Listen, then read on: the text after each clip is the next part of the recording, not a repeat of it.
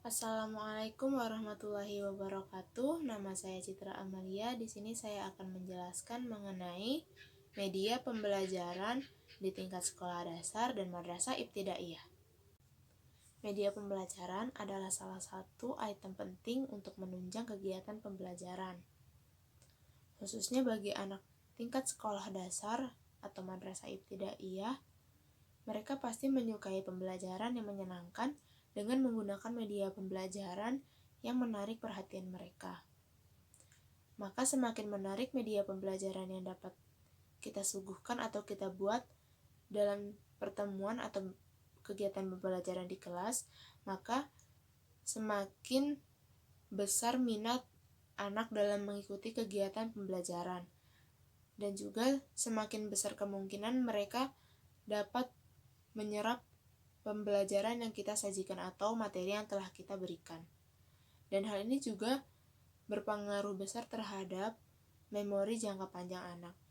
Semakin mereka merasa senang dengan pembelajaran yang kita bawakan, maka dapat semakin lama pula materi tersebut bertahan di dalam memori siswa. Nah, kali ini saya akan memberikan salah satu contoh media pembelajaran yang dapat kita gunakan di kelas, khususnya bagi anak-anak yang masih bersekolah di tingkat SD atau MI. Nah, sebagai contoh salah satu media pembelajaran yang dapat kita terapkan dalam kelas adalah pop-up book. Di sini saya memakai pop-up book untuk menjelaskan materi metamorfosis kupu-kupu, materi kelas 5 SD pada mata pelajaran Ilmu Pengetahuan Alam atau IPA. Bagaimana cara mengoperasikannya? Cara mengoperasikan media pop-up book adalah sebagai berikut. Nah, sebelum memulai kegiatan belajar mengajar, alangkah baiknya diawali dengan berdoa bersama.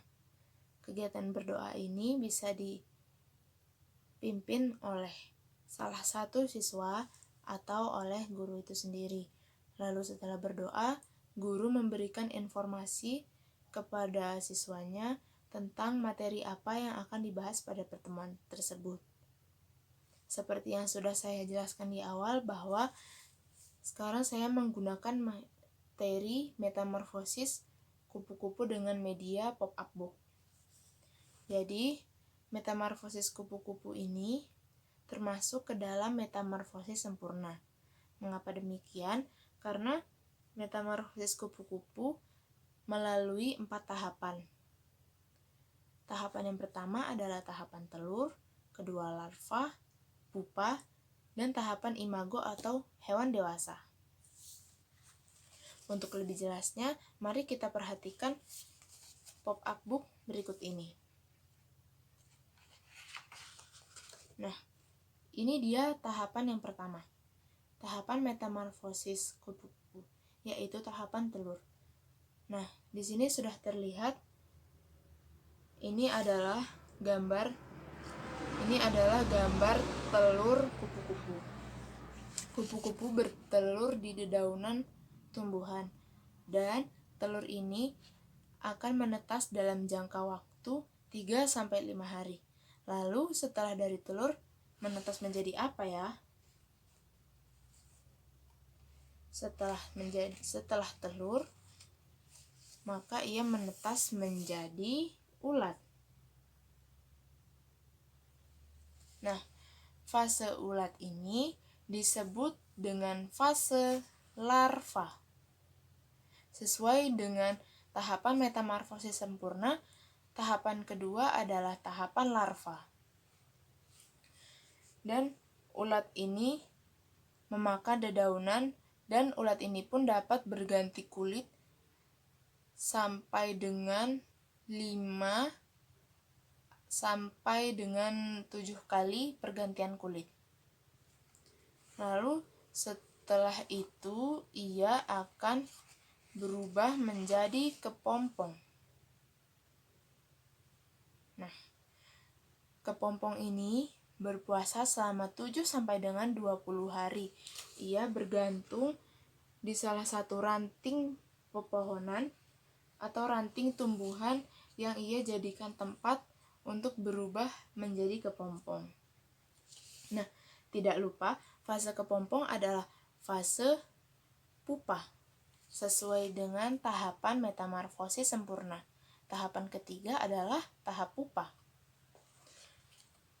Nah, tahapan pupa ini atau tahapan kepompong berlangsung selama 7 sampai dengan 20 hari sebelum menetas dan menjadi hewan imago. Terakhir, ini dia, tahapan kupu-kupu atau tahapan imago atau hewan dewasa. Setelah dari kepompong dan melewati waktu 7 sampai 20 hari, ia menetas menjadi kupu-kupu yang cantik yang biasa kita lihat di taman bunga atau di sekitar rumah kita biasanya. Nah, jadi menggunakan media pop-up book ini dapat menarik perhatian anak atau siswa karena media ini memunculkan gambar-gambar yang 3 dimensi atau muncul seperti ini.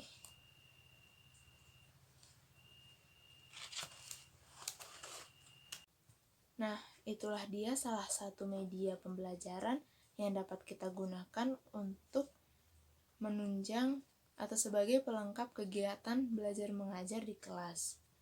Mungkin hanya sekian yang dapat saya sampaikan. Kurang dan lebihnya saya mohon maaf. Wabillahi taufiq wal hidayah. Wassalamualaikum warahmatullahi wabarakatuh.